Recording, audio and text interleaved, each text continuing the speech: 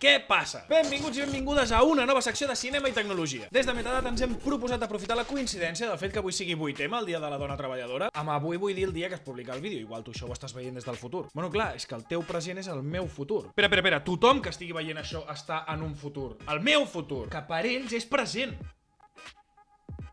Això que us deia, que volem aprofitar la benentesa i portar-vos alguna pel·lícula que estigui protagonitzada per alguna dona i relacionada amb el món tecnològic. Com que he parlat de tantes pel·lícules i tantes sèries i no volia repetir-ne cap de la que ja n'hagués parlat en algun dels meravellosos vídeos que podeu trobar en aquest canal, us vaig escriure per Twitter a veure si em podíeu donar idees i el resultat no ha pogut anar millor. El que més m'ha molat és que, a banda de la pel·lícula de la que avui us parlaré, que és bàsicament la que més es va repetir, em vau sepultar a recomanacions, així que us n'he portat unes quantes de les que es van repetir més també, com per exemple Figures ocultes, que la trobareu a Sky Showtime. També d'altres com Ex Màquina, de la que ja em vam dedicar un vídeo aquí en el canal, pel·li que per desgràcia ara mateix no es pot trobar a cap plataforma. També vau recomanar The Net, amb Sandra Bullock, una altra pel·lícula que tampoc es pot trobar ara mateix a cap plataforma. Arrival també, que la vaig veure fa ben poquet, que potser sí que és una mica més sci-fi dramàtic bonista, més que tenir una càrrega tecnològica gran, però com que em va agradar molt us la deixo per aquí també. Que per cert la trobareu a Movistar Plus. També me'n veu recomanar de mítiques com Alien, que la trobareu a Disney Plus, la sèrie Orphan Black, que ja n'hem parlat en més d'una ocasió en algun dels vídeos que trobareu al canal, i que vaig flipar perquè ara mateix no es pot trobar cap plataforma. Això no pot ser. D'altres n'heu recomanat vàries d'una tacada, tot i que la Sara no li acabés de...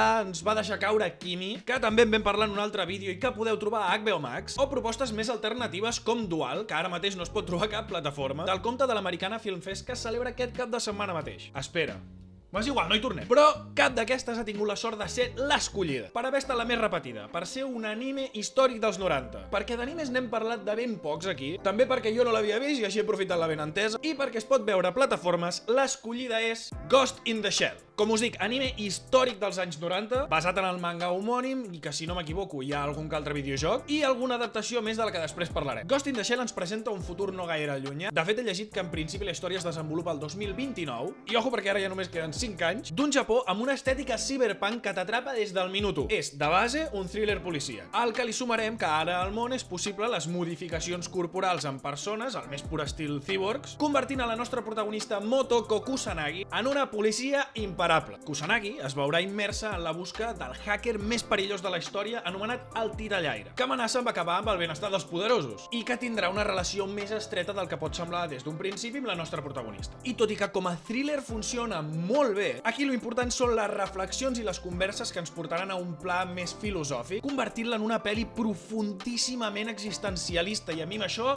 ja em tenen dins. Mola molt veure que tot del que parlen a dia d'avui està molt a l'ordre del dia. Per què? Doncs perquè, per exemple, nosaltres ara ens estem implementant unes ulleres en el nostre cos, com aquestes de l'Apple, per exemple, o aparells que ens controlen la salut, de coses per l'estil que aniran a més els propers anys. Espera't que encara atraparem a Ghost in the Shell amb aquests 5 anyets que ens queden. I Ghost in the Shell, tot i que el manga original data de l'any 93, a dia d'avui és més vigent que mai parlant d'intel·ligències artificials. Sí, tal qual, les anomena intel·ligències artificials, en tot un any 93. I evidentment també parla del mític dilema de les pel·lícules d'humans contra les màquines, no? Que és, per exemple, doncs, quina diferència hi ha entre un humà i un ésser que ha estat creat per l'humà, si aquest aconsegueix tenir consciència, sentiments o, el que és més important a Ghost in the Shell, ànima. Però ha passat a la història per frases que et deixen com Bob Marley un dia qualsevol.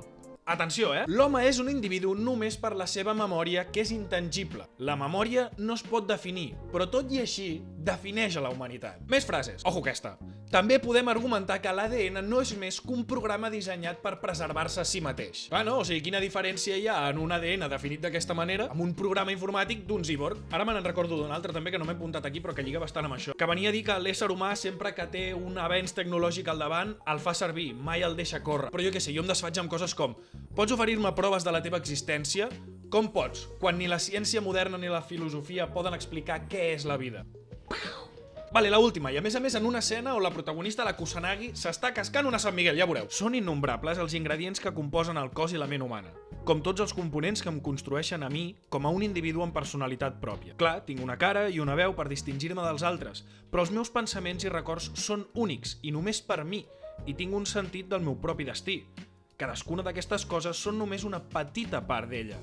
recullo informació per utilitzar-la a la meva manera. Tot això es fon per crear una mescla que em forma i em fa sorgir la meva consciència. I podríem estar així hores. Thriller, filosofia, busca de la identitat, dilemes humans, tot això personificat en una dona que es rebel·la contra qui vol condicionar el seu comportament. Matoko Kusanagi, incansable, no pararà fins a trobar respostes a les seves preguntes mentre intenta atrapar el titellaire. Veient la pel·lícula anava recordant sovint a Akira. Voldria destacar també la banda sonora, ja que tot i estar veient un Japó futurista, cyberpunk, la música és més aviat com tribal, religiosa, amb timbals en algun moment i com antiga. Fa un contrast molt curiós i que es mimetitza a la perfecció en la filosofada padre que ens estem menjant, que connecta entre les nostres arrels com a espècie i el futur que ens deparem nosaltres mateixos al cap i a la fi. En definitiva, i després de tot això, que sapigueu que la teniu disponible a Amazon Prime Video, juntament amb la 2, que com us deia, la història original és del manga del 93, però hi ha altres versions i algun que altre videojoc, i fins i tot una adaptació a live action amb Scarlett Johansson com a protagonista, que no fa mala fila, però com quasi tots els live action d'animes que després acaben sent